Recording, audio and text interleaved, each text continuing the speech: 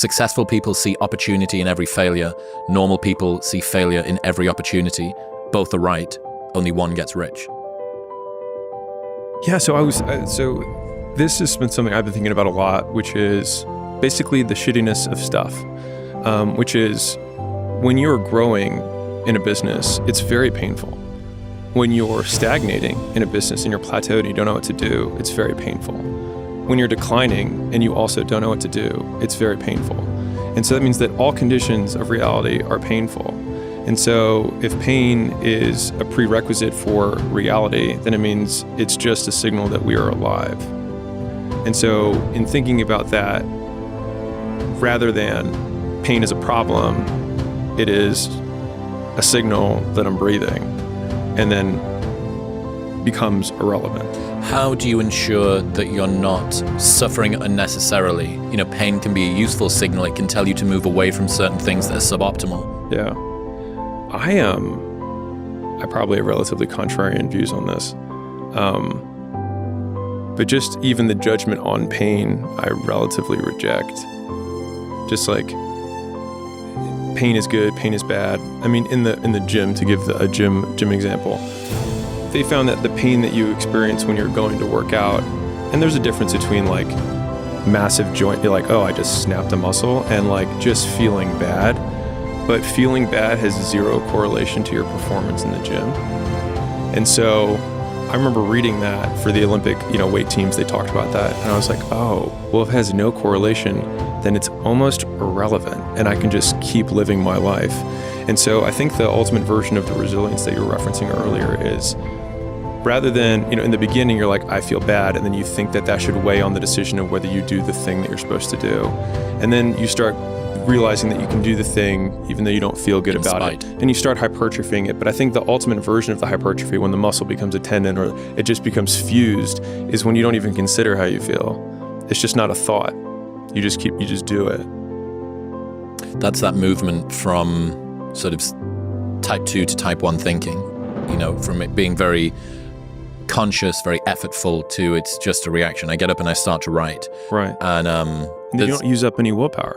No, because it's just what you do. Right. There's a Rory Sutherland that we were talking about yesterday. He's the only guy that I've ever heard swear in a TED Talk. And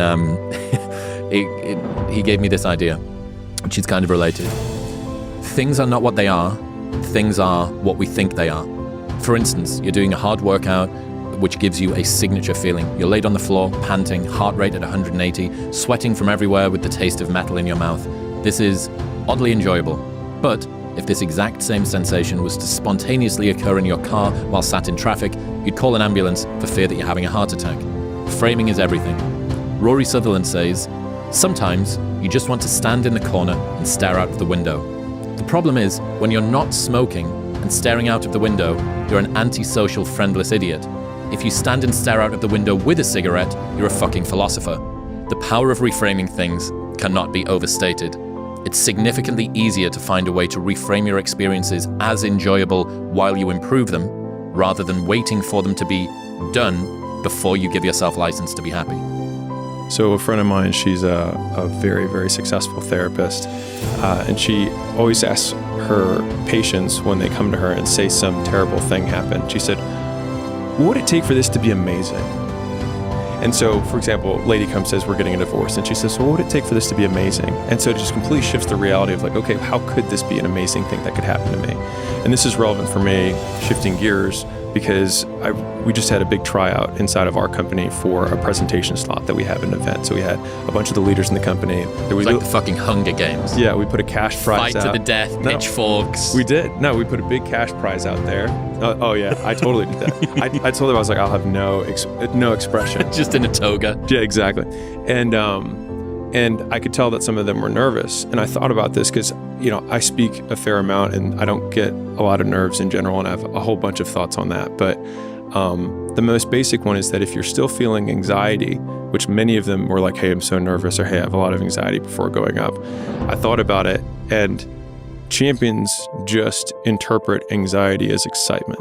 And if you're excited to go up, then you're like, I'm amped versus I'm stressed. But it feels the same. But the way you frame it totally changes how you feel when you're stepping on stage. But my 2 cents of, if you are feeling lots of anxiety, it means you need to practice more.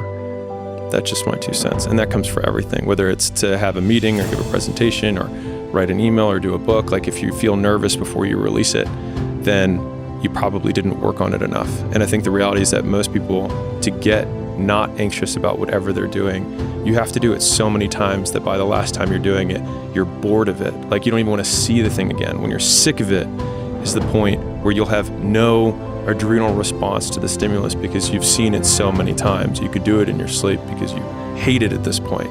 And then when you get up, you're like, oh my God, let's just do this because I can breathe this thing over with. Yeah. What's the gap between your expectation of what is going to happen and the requirement that you need to perform, right? This is where I need to be, and this is how I think I'm going to perform, as opposed to the other way. So I saw this firsthand when I did the live tour last year. So I did, I think, 17 shows in 28 days, 3 continents, right? Like proper tour, like real proper tour thing. And, I did 4 work in progress shows and then that run all around UK, Ireland, Dubai, Canada, US, Canada again, US again. And I could see, because it was around about every other day for a month. And each time that I stepped out on stage, every single time that even though I'd done the prep, I'd spent all of this time, I'd done the thing, I'd tried to, I'm not nervous, I'm excited, I'm not nervous, I'm excited. Still, that degraded over time until at the end of it. And this is why comedians, I think, when they end up doing really big tours, one of my friends did a 300-day tour of the same show. He said, I no longer felt like a comedian, I was a performer. Because he's not stepping out on stage. He is so dialed and routinized that he's bored while he does it. And that's how you look at, oh my God, Joe Rogan just did Netflix live to fucking God knows how many millions of people. Metropolitan area of San Antonio's internet probably went down for him to be able to get that connection moving. And how could he do that? All of these people watching and all the rest of it. That set that Joe did, I have seen at the Vulcan Gas Company downtown in Austin, and I've seen it at the Mothership in different iterations for coming up on 3 years now. And his last special was 6 years ago. That guy has said those sentences and waited those times and got those laughs and understood the inflections and the little pauses he needs to do maybe 300 times on that one set. There's no more degrees of free. The only thing that could go wrong is a real quirk mistake that's kind of, to be honest, out of your control. If you misspeak a word when you're paying attention, that's not your fault. That's how people have unbelievable performance ability. It's just a case of stepping there, sort of 1 degree of competence at a time. And if we think of confidence as the percentage likelihood what we think is going to happen will happen as a predictive metric, then in order to be more confident, we want to have more proof that what we think will happen will happen. And so the easiest way to do that is to do it a lot of times. And so it would be reasonable to say that you're confident that it will go the way you want because it has gone the way you've wanted so many times in a row before. I've just realized, I've never thought of this before, the fact that the word confidence as in how we describe it from a psychological perspective and confidence as in the interval level that you have numerically are the same fucking word. That's so funny. Operationalize it. How do you become confident? Do it enough times that you feel like it is unlikely that what you think should happen won't happen. My model of the world is accurate. I'm confident when I go up to girls. Well, you start going up to girls and you start tanking, and then 1 out of 10 times it goes well, and then you do it another 10 times, and 2 out of 10 times goes well, and then 4 out of 10 times, and then 8 out of 10 times, and all of a sudden you're confident because you have a high degree of predictive power when you say it will go this way. That's such a good reframing of confidence. And the best part is you get to use the same word. And you can boil it down to inputs. You just have to do more.